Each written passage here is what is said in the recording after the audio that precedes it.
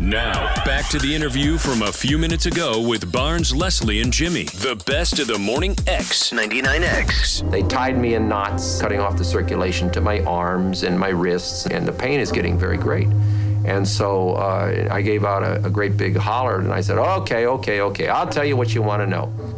I said, you've been trained, you've been raised to be a tough resistor. This is embarrassing. You have given in, John Furr. You have given in a very short period of time. Now, it wasn't that bad.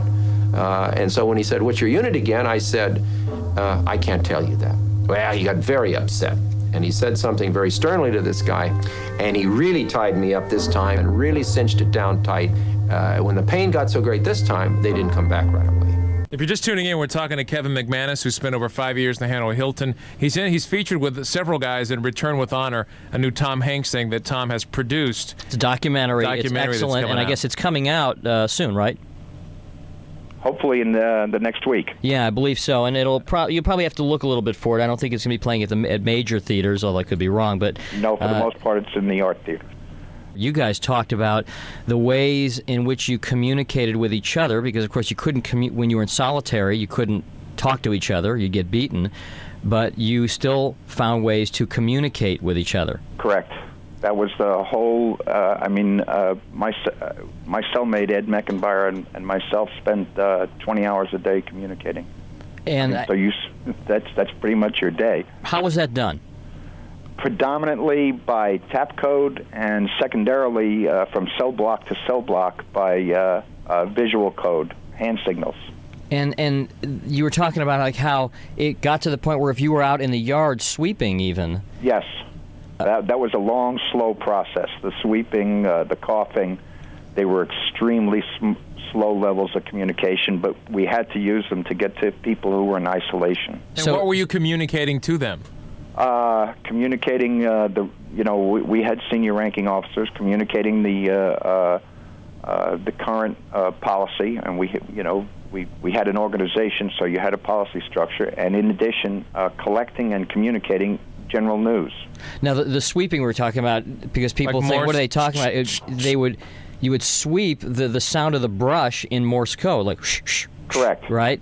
Was the rope thing that you were talking about, was that the worst for you? What other things could they do to you? Explain what the rope thing is for people that didn't catch the video. Again, the ropes, it's just a very neat torture trick of wrapping you up in ropes and it's sort of making you like a puppet where you can pull one string and five of your limbs go in different directions. It was an easy way to dislocate your shoulders. I mean, virtually all of us had dislocated shoulders from torture. And the second part of it was an easy way to put you in a position whereby you would choke yourself if you moved. And so they have you just standing still? Either standing still or actually hanging from one of those meat hooks that Leroy Stutz talked about. Was that where they would kind of hog tie your arms and legs behind your back and then hang you? Yes, but again, it's a technique that they must have learned over 100 years. It really was an intricate setup.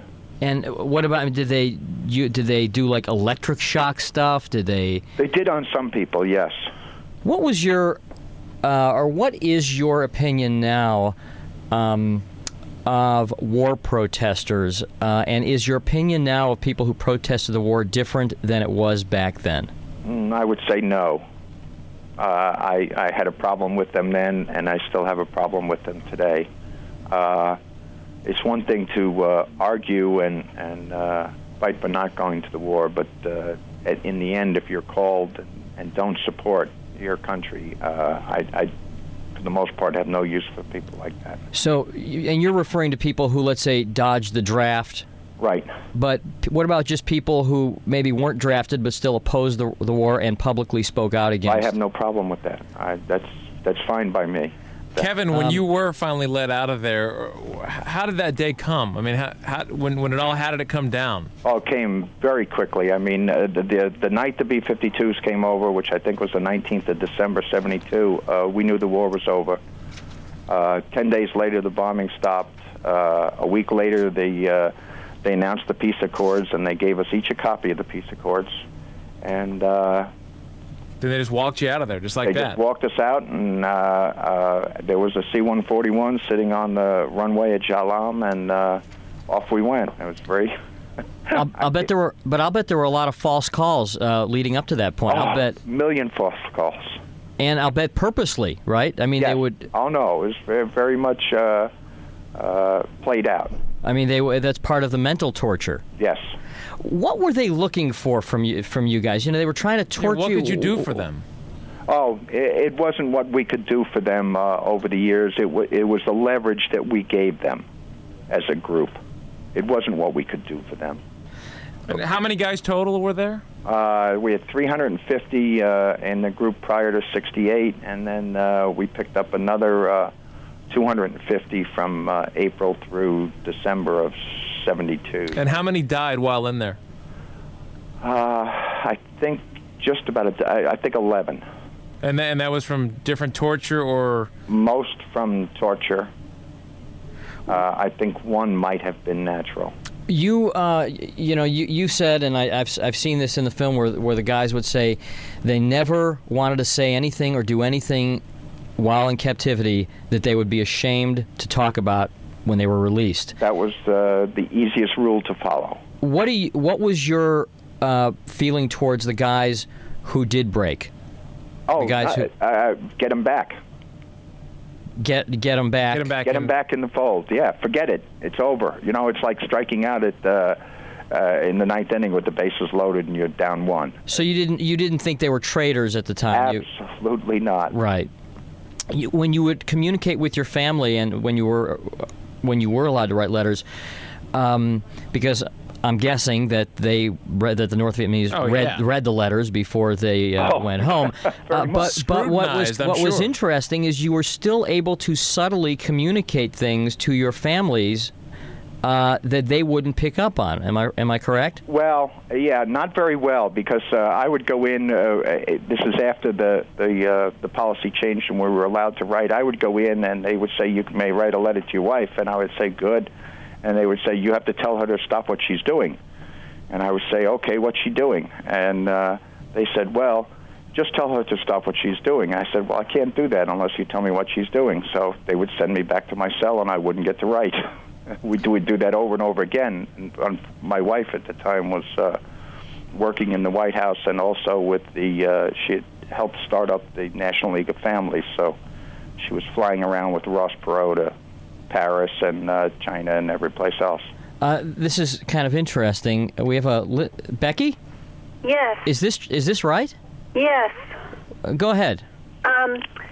When I was in 7th grade, everyone had the POW bracelets, and I had Kevin McManus's bracelet. Oh, terrific. Yeah, I was Wow. driving to work, and I heard that, and, it's kind of a common name, but then when I, heard the details following, the announcement of his name, I knew it had to be him. Well, and thank you. actually, I grew up in Arlington Heights, Illinois, which I know, Jimmy, you're from there, that area. Yeah.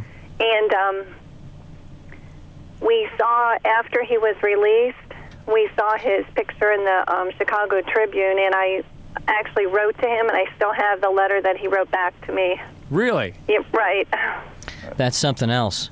Thank you very much. That's something else. Appreciate it. How do you forgive them?